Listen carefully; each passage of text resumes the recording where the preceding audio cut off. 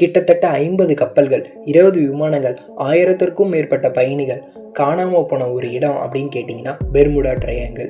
இங்கே தான் பல மர்மங்கள் நிறைஞ்சிருக்கு.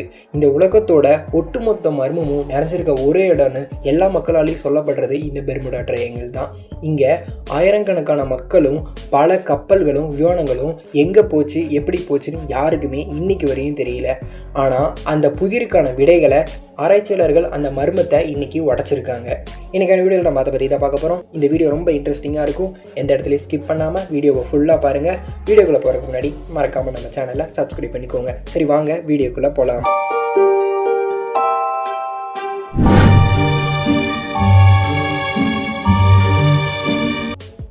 பெர்முடா முக்கோணம் அப்படின்னா என்ன?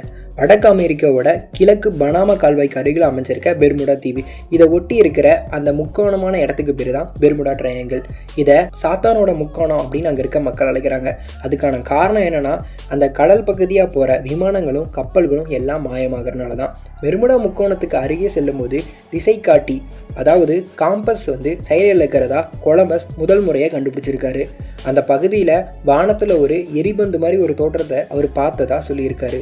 அதுக்கு பின்னாடி 1872ஆம் ஆண்டு மேரி செலஸ்டஸ் அப்படின்ற கப்பலும் 1918ஆம் ஆண்டு USS சைக்ளோப்ஸ் அப்படின்ற கப்பலும் சில 100 பயணிகளோட காணாமல் போயிருக்கு. 1945ஆம் ஆண்டு ஃப்ளைட் 19 வகையை சேர்ந்த 5 இராணுவ விமானங்கள் அந்த பகுதியில் பறக்கும்போது காணாமல் போயிருக்கு.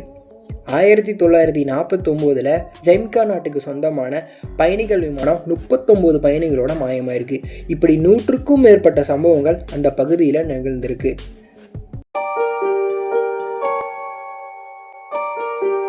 உலகத்தோட ஒட்டுமொத்த மர்மமும் நிறைஞ்சிருக்க ஒரே இடம் இந்த பெர்முடா ட்ரையாங்கிள் தான். 1000 பேர் இங்கே காணாமல் போயிருக்காங்க. ஆனால் ஒருத்தர் மட்டும் உயிரோட திரும்பி வந்திருக்காரு அந்த இடத்துலேருந்து. இதுவரை அந்த பகுதியில் காணாமல் போன விமானங்களோ கப்பல்களோ கண்டுபிடிக்கவே முடியல. 1000த்துக்கும் மேற்பட்ட மனித உயிர்கள் பலியாயிருக்கு. அந்த பகுதியிலிருந்து தப்பி வந்த ப்ரூஸ் ஹெலன் அப்படின்ற விமானி சொன்ன அனுபவம் தான் என்ன? ப்ரூஸ் ஹெலன் அப்படின்ற விமானி சொன்ன அனுபவம் தான் பெர்முடா முக்கோணத்தை பற்றி ஆராய்ச்சிக்கு உதவியாக இருக்குது. அவர் ஒரு முறை மியாமிலிருந்து பனாமா கால்வாய்க்கு திரும்பி போயிட்டு இருந்தார். அப்போது திடீர்னு அவரை சுற்றி கரும்பு மேகங்கள் சூழ்ந்திருக்கு. திசை காட்டுற கருவி செயல்படலை. அவரால் எந்த திசையும் தீர்மானிக்கவும் முடியல. இருந்தாலும் தொடர்ந்து விமானத்தை இயக்கியிருக்காரு. மேகக்கூட்டங்களுக்கு நடுவே ஒரு குகை மாதிரி ஒரு வழியை அவர் பார்த்துருக்காரு. 16 கிலோமீட்டர் நீளத்துக்கு அந்த குகை போன்ற மேகம் 20 நொடிகளில் கடந்து போயிருக்கு. அதை அவர் புத்தகத்தில் குறிப்பிட்டிருக்காரு. நீங்கள் கொஞ்சம் யோசிச்சு பாருங்க. ஒரே ஒரு முக்கோணம் கடலுக்கு நடுவில், அது சரியான அளவில் ஒரு முக்கோணமும் கிடையாது. அந்த வழியாக போனது ஒரு பக்கம் போனது திரும்ப மறுபக்கம் வர மாட்டேங்குது. அங்கே என்னதான் இருக்குது?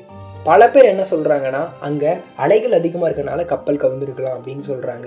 அங்கே சாத்தானோட ஆவிகள் நிறையா சுற்றிட்டு இருக்கனால இந்த மாதிரிலாம் நடக்குது அப்படின்னு பல பேர் சொல்கிறாங்க. இருந்தாலும் ஆராய்ச்சியாளர்கள் ஒவ்வொரு தியரியை எடுத்து வச்சுக்கிட்டே தான் இருக்காங்க.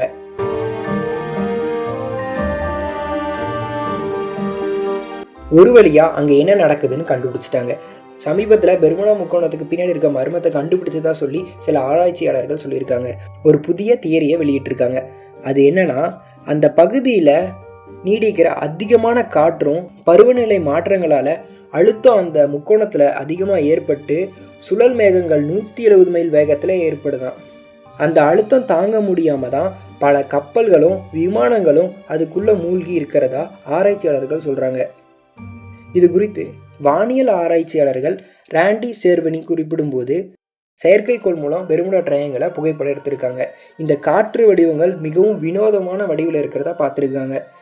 இந்த காற்றழுத்தத்தினால தான் இவ்வளோ பிரச்சனைகள் அப்படின்னு விஞ்ஞானிகள் ஒரு தியரியை முன்வைக்கிறாங்க.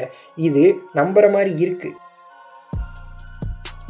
ஒரு வழியாக இங்கே என்ன இருக்குன்னு விஞ்ஞானிகள் கண்டுபிடிச்சிட்டாங்க. என்னதான் இதான் காரணம் நமக்கு தெரிஞ்சாலும் அந்த 1000 பேருக்கு என்ன ஆயிருக்கும்? அங்கே போன கப்பல்களோட பாகங்கள் கூட ஏன் கரை ஒதுங்கலை? அது ஒரு புதிராகவே இன்னைக்கு வரை இருந்துக்கிட்டே இருக்குது. இந்த வீடியோ பிடிச்சிருக்குன்னு நினைக்கிறேன். மறக்காமல் நம்ம சேனலை சப்ஸ்கிரைப் பண்ணிக்கோங்க. அப்படியே பக்கத்தில் இருக்க பெல் ஐக்கானை கிளிக் பண்ணி ஆல் நோட்டிஃபிகேஷனை செட் பண்ணிடுங்க. அடுத்தும் ஒரு சுவாரஸ்யமான வீடியோக்களை சந்திக்கலாம். தேங்க்யூ ஃபார் வாட்சிங்.